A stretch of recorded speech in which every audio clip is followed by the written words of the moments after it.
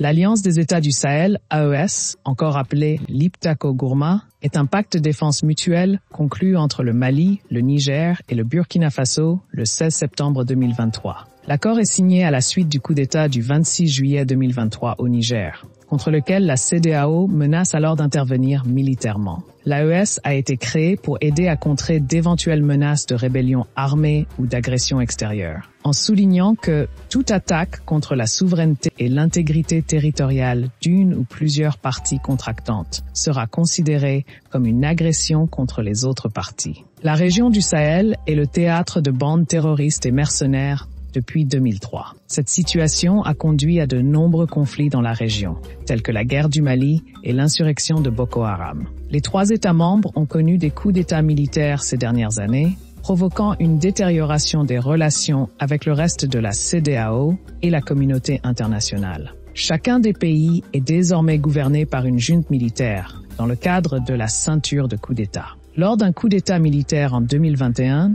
Assimi Goïta prend le pouvoir au Mali, succédant à Ban Dao, qui est lui-même arrivé au pouvoir lors d'un précédent coup d'État en 2020, renversant le dernier président démocratiquement élu, Ibrahim Boubacar Keïta, et instaurant un comité national pour le salut du peuple. Oui.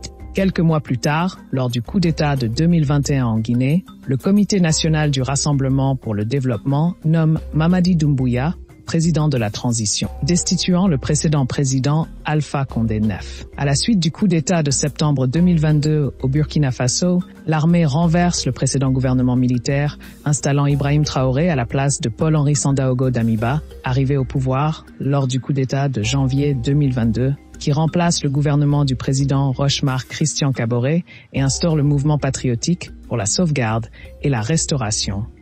En février 2023, le premier ministre du Burkina Faso, Apollinaire Joachim Kielem de Tambela, propose au Mali l'instauration d'une fédération entre les 2 pays sur le modèle de la Fédération du Mali. Le projet est rejeté par la Guinée et par le Mali, qui propose un front commun. Durant le même mois, le Mali et le Burkina Faso organisent un conseil des ministres communs et proposent d'avancer dans l'instauration du projet. Plus récemment, le Conseil national pour la sauvegarde de la patrie est instauré après le coup d'État de 2023 au Niger, renversant le gouvernement de Mohamed Bazoum et plaçant le général Abdourahmane Tiani au pouvoir. Les 4 États, le Mali, la Guinée, le Burkina Faso et le Niger, sont membres de la communauté économique des États de l'Afrique de l'Ouest et sont tous suspendus en raison de la prise de pouvoir des juntes militaires. À la suite du coup d'État au Niger, la CEDEAO a menacé d'intervenir militairement et de rétablir le gouvernement du président Bazoum. Le gouvernement nigérien bénéficie du soutien du Mali et du Burkina Faso,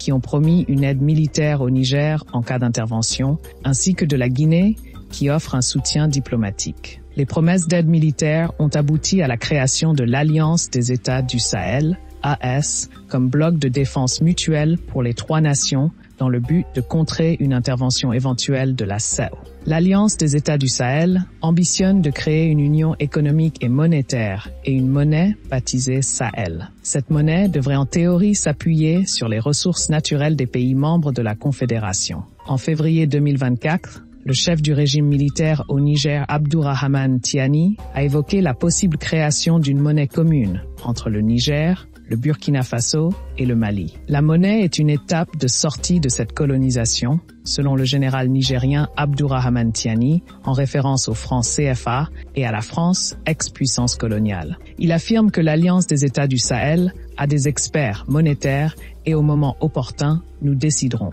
Selon lui, la monnaie, c'est un signe de souveraineté et les États de l'AES sont engagés dans un processus de recouvrement de leur souveraineté totale. Il assure que il n'est plus question que nos États soient la vache à lait de la France. La formation d'une confédération puis d'une fédération sont prévues à terme. En mars 2024, les chefs d'état-major des 3 pays annoncent la formation d'une forme antiterroriste conjointe. En mai 2024, le Burkina Faso, le Mali et le Niger finalisent à Niamey un projet de texte créant la Confédération de l'Alliance des États du Sahel, qui a pour objectif de finaliser le projet relatif à l'institutionnalisation et à l'opérationnalisation de l'Alliance des États du Sahel. Le 28 janvier 2024, les pays membres de l'Alliance des États du Sahel, AEE, quittent la Communauté économique des États de l'Afrique de l'Ouest CEDEAO. L'annonce est faite conjointement au journal télévisé, sur les télévisions nationales, au Burkina, par le ministre de la Communication, le porte-parole du gouvernement,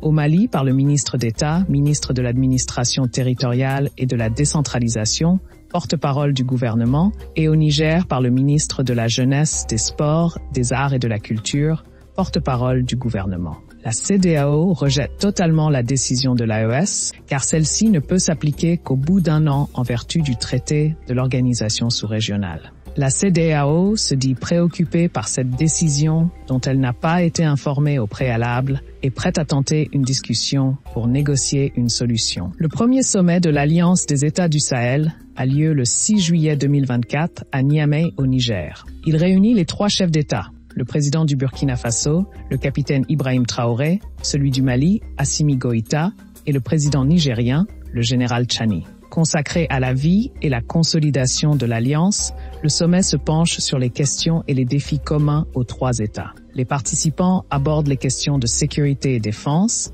le terrorisme, les échanges économiques, commerciaux et culturels. Au cours de ce sommet, un traité établissant la Confédération Alliance des États du Sahel est signé. Dans le communiqué final du premier sommet des chefs d'État de l'Alliance des États du Sahel, les chefs d'État des 3 pays indiquent que le but est une intégration plus poussée entre les États membres.